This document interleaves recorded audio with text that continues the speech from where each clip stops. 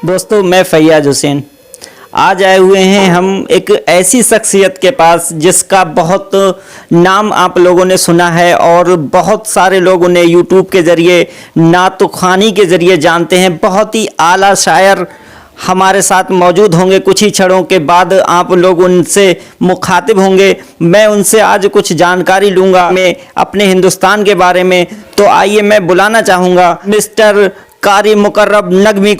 दोस्तों, जिसका आपको इंतज़ार था वो शख्सियत मेरे साथ मौजूद है। देखिए, सबसे पहले मैं आपका शुक्रिया अदा करना चाहता हूँ कि देखिए, सबसे पहले मैं इस देश के लिए दुआ करता हूँ कि अल्लाह इस देश में अमन व सुकून अता फरमाए और लड़ाई झगड़ों से पाक करे इस देश को। और साथ ही साथ जो हमारे देश में जो चल रहा है, तो मैं समझता हूँ ये देश में नहीं होना चाहिए। देश का माहौल बहुत अच्छा रहना चाहिए। हिंदू, मुस्लिम, सिख, ईसाई सब आपस में भाई भाई हैं। तो इन्होंने अमन और सुकून का पैगाम दिया भारत को, अपने देश को। और मैं अब इनसे कुछ जानकारी चाहूँगा। जैसा कि आप जानते ही हैं, यूट्यूब का एक बहुत बड़ा क्रेज़ चल रहा है। बहुत सारे लोग, बहुत सारे नौजवान, बुज़ुर्ग और छोटे छोटे बच्चे इस टाइम यूट्यूब पर अपना अपना चैनल बनाकर काम कर रहे हैं। तो मैं सबसे पहले इनसे जानना चाहूँगा, क्या यूट्यूब पर काम करके उसकी कमाई करना जायज़ है या नहीं?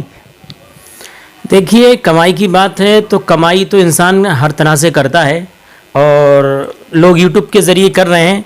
तो जहाँ स्टेज के ज़रिए दीन हम फैला सकते हैं, मस्जिद में जुमे की नमाज में तकरीर के ज़रिए हम दीनी मैसेज दे सकते हैं कौम को, और कौम को सुधार आ रहा है।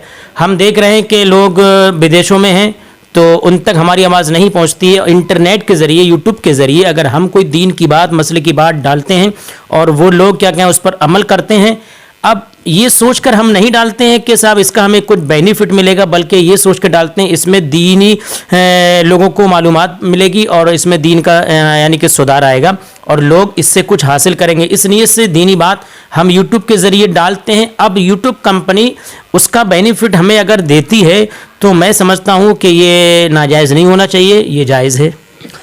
तो बहुत सारे लोग यूट्यूब पर जुड़े हुए हैं जो कि काफ़ी मेहनत व मशक्क़त कर रहे हैं। जैसा कि आप देख रहे हैं, कारी मुकर्रम नगवी साहब का भी एक यूट्यूब चैनल है। मैं उनसे जानकारी लूँगा कि उनका वो चैनल किस नाम से है और वो अपनी कौम को और दूसरे जो भी हिंदुस्तान में हिंदुस्तानी हैं, उसके अलावा विदेश में भी जो लोग हैं, वो इनसे दीनी मालूमात के लिए जुड़ सकते हैं। तो मैं इनसे एक बार पूछना चाहूँगा कि आप अपने चैनल का नाम हमारे दर्शकों को बता दें। देखिए, पहले तो ये है कि हमारे जो भाई का चैनल है आप इसी को लाइक करें, सब्सक्राइब करें, क्योंकि ये कौम का दर्द लेकर इनकी आवाज़ उठती है और ये बिल्कुल सच्ची न्यूज़ पेश करते हैं। सच्ची बात पहुंचाने वाला ये वाहिद चैनल मैं देखता हूं। और जहां मेरे चैनल की बात हमारे एंकर भाई ने की है, तो वो मेरा चैनल है MK26 TV। जी हाँ, MK26 TV का मतलब है कि MK यानी कि मेरी ये शॉर्ट फॉर्म है और 26 का मतलब है 26 का, कि मैंने 26 जनवरी में इसको मतलब ओपन किया था, इसकी आईडी बनाई थी।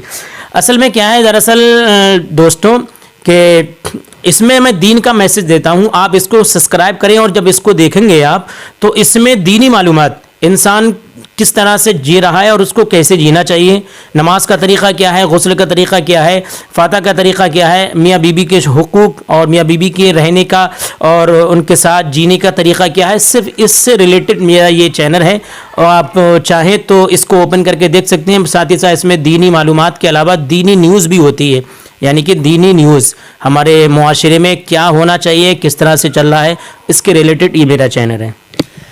तो इन्होंने अपने चैनल के बारे में जो भी था वो बताया। अच्छा, मैं एक सवाल आपसे पूछना चाह रहा हूँ। अभी जो यूक्रेन और रूस की लड़ाई चल रही है, सुनने में ये आया है कि उसकी लड़ाई में भारत पे महंगाई का असर पड़ सकता है।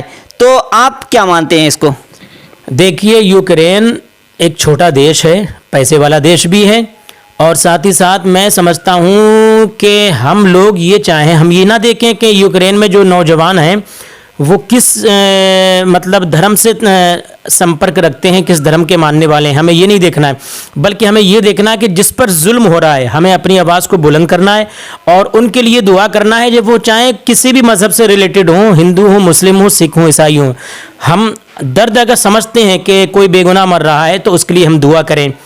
ताकि वहाँ पर जो कहर चल रहा है, जो आफत चल रही है, अल्लाह उस कहर को और उस बला को बहुत जल्दी ख़त्म कर दे। और जहाँ महंगाई का सवाल है तो मैं समझता हूँ हिंदुस्तान बड़ा देश है, अगर हिंदुस्तान चाहे तो वहाँ पर अपना कुछ माल भेज भी सकता है, वहाँ की लोगों की मदद भी कर सकता है।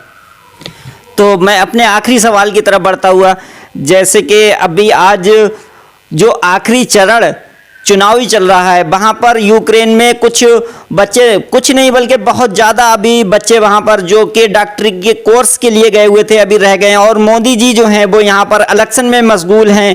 तो क्या ऐसे वक्त में मोदी जी को इलेक्शन देखना चाहिए था, या बाहर जो विदेश में अपनी जान से लड़ रहे हैं उन बच्चों के बारे में सोचना चाहिए था?